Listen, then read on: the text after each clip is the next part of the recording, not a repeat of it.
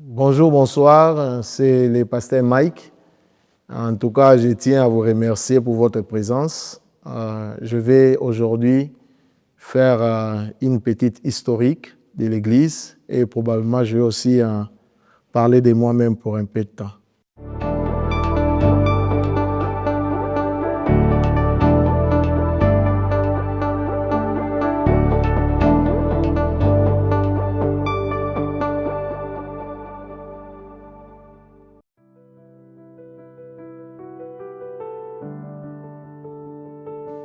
Je suis ici d'une famille de 4, c'est-à-dire mon père, ma mère, ma sœur, grande sœur Jolie, ceux qui m'en foutent que j'ai salé. À l'âge de 6 ans, j'avais 6 ans je crois à l'époque, mon père avait beaucoup de difficultés. Il travaillait, il était fournisseur dans une compagnie locale, la Chani Métal, et on l'a renvoyé. Donc on ne voulait plus de ses articles. Et alors, lorsqu'il est retourné à la maison, il dormait et il a fait un rêve. Et dans ce rêve-là, l'Éternel lui disait, ton fils de 6 ans doit prier pour toi. Alors il n'avait pas compris comment est-ce que mon fils de 6 ans doit prier pour moi. Est-ce qu'il connaît vraiment prier? Et à l'époque, mon père m'a dit que j'avais prié pour lui.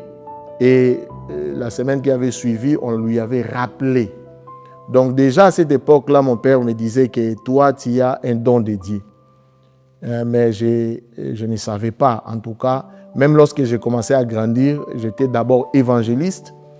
Je ne voulais pas être pasteur, en fait, parce que j'avais vu les traitements que s'immiscent les pasteurs. Mon père a fait, je crois, 2 semaines à la garde civile à l'époque d'Isaïr, parce qu'on lui avait faussement accusé. Et alors, lorsque j'avais vu ça, j'ai perdu mon père pendant 2 semaines. Je me suis dit, ce genre de travail, moi, je ne ferai pas. Mais avec le temps, il y a eu un évangéliste qui est déjà décédé, l'évangéliste Roger, que son âme repose en paix. Il m'a dit la manière dont j'interactais avec les gens. Il a dit, toi, tu as les dons pastoraux, tu feras un très bon travail. Et bon, il est parti, il est mort. J'ai quitté le Congo, je suis venu en Angola, je suis passé en Afrique du Sud, Cap-Vert, et puis je suis venu ici à New York. Et bien, depuis 1999. Et en 2011, il y a un archibishop qui a en tout cas vu la même chose et qui m'avait consacré déjà en 2011. Et en 2016, on m'a reconsacré ici dans l'Alliance. Donc moi-même, je n'avais pas vu ça, mais l'Éternel avait vu ça et ma femme aussi avait cet instinct-là. Donc j'ai fini par accepter, malgré que j'ai fouillé, j'ai fini par accepter cette charge. J'étais d'abord assistant pasteur ici dans une église locale. Et vous savez que je n'ai pas vraiment ma langue dans la poche, donc j'aime beaucoup la vérité. Et il y a eu des petits soucis, donc après quoi, ma femme et moi avions décidé de servir l'Éternel d'une autre manière. Je n'avais vraiment pas l'idée de commencer une église, mais je salue beaucoup ma femme qui m'a soutenu et qui, dirais-je même, est la visionnaire. Au départ, c'est elle qui m'a dit que tu as tous les atouts pour commencer une œuvre. Et je lui disais toujours, nous devons attendre, nous allons prier. Et ça nous a pris un peu de temps de prière. Et après, l'Éternel m'a convaincu qu'il fallait commencer une œuvre. Et nous avions commencé en 2015. Donc, je dirais que ma femme en est pour beaucoup. Elle a vu ce que moi, je n'avais pas encore vu. Elle avait vu plus loin que moi. Et avec le temps, moi-même, l'Éternel m'a visité. Et nous avions commencé l'église le 15 novembre 2015. Bon, en fait, la nouvelle alliance, c'est une nouvelle grâce. La grâce avait déjà existé, même dans l'Ancien Testament. Vous allez voir que même dans les jardins d'Éden, lorsque l'homme avait péché, l'Éternel lui avait visité et Dieu avait tué un animal qui était innocent pour couvrir l'homme. Et dans la nouvelle alliance, c'est Jésus lui-même qui a en tout cas introduit ce mot. Il a dit, lors de la Sainte Seine qu'il avait pris avec les disciples. Il a dit, prenez cette coupe. Cette coupe est la coupe de la nouvelle alliance. Faites ceci en mémoire de moi. Et ça, je crois, c'est dans Luc 22, 20. Et dans 1 Corinthiens 11, 25, Paul répète la même chose. Il a dit que j'ai reçu une révélation de la part de l'Éternel. Alors, c'est nom m'a beaucoup intrigué. Je me suis dit, je vais prier. Et après prière, l'Éternel m'a dit que c'est le nom que je devais donner à l'Église.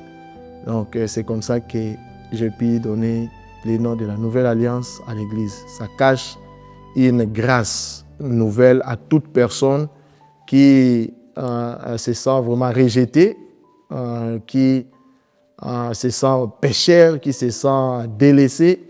Vous avez une nouvelle grâce, une nouvelle alliance basée sur la grâce, non pas sur les œuvres, mais sur la grâce que nous avons reçue de l'Éternel au travers du sacrifice suprême que Jésus-Christ avait fait sur la croix.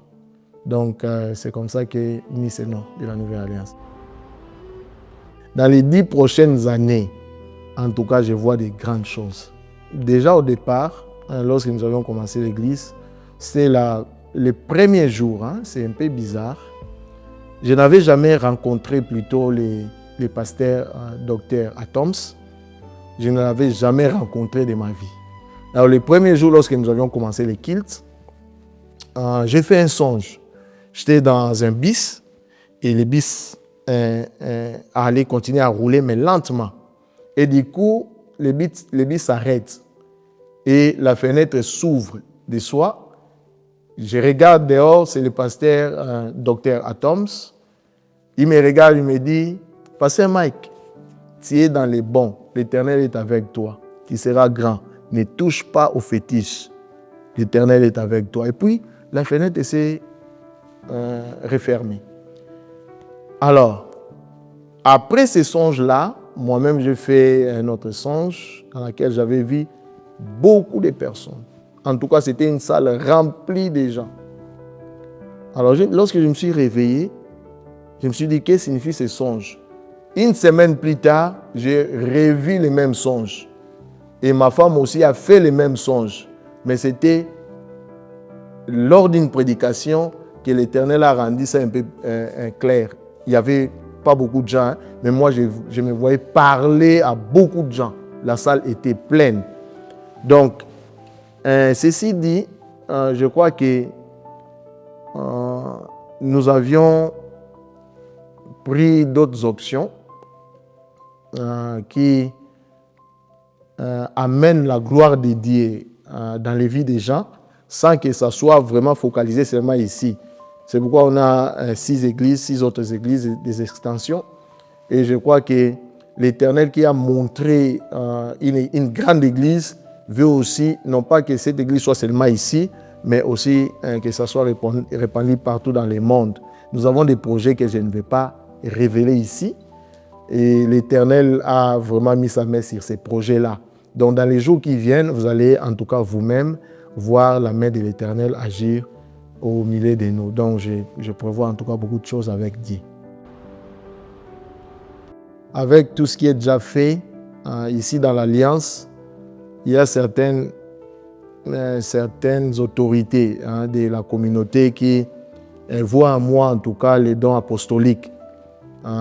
J'ai cette facilité-là de connecter les gens ainsi de suite et j'ai la facilité de commencer une œuvre. Donc je crois que